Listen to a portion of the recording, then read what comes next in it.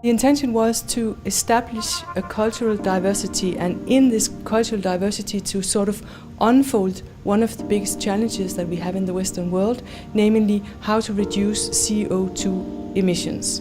We didn't serve the problem as such, but we served it as a way of thinking of new ways of transportation.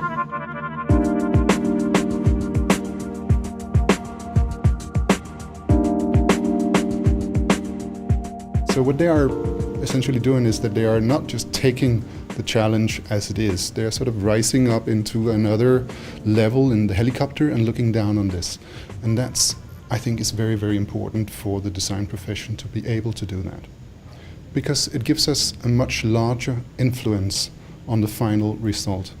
We're not just the ones who are designing things right, we're also the ones who are finding out which things should be designed. It's very nice to see how people from so many different countries and from a lot of different design schools are able to join in a camp and in 12 days be on a team, 3 people who's going to work together, and they got some themes they have to, in this case it was transportation, and then they have to find out how to make a project. The students were at a very high level, higher than on average than I've ever really seen in the teaching that I've done, the camps that I've done.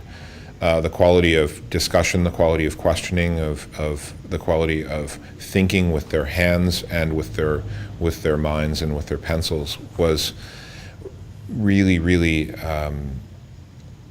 at a very high level, and they drew out some very deep insights. The results are convincing, and they sort of set a standard for the future. They're prototypes that you can look at and that you can understand and that you can feel, and they sort of articulate a discussion. Is this relevant for the future? Could this be a future way of being in transportation from A to B? I can always take on my very strict view and say, this is not possible because of this and security and money and things like that. I think essentially none of them can be implemented tomorrow. They're all on a stage where they have to be developed further. But what is so nice about coming here and seeing it is that these designers challenge our way of thinking.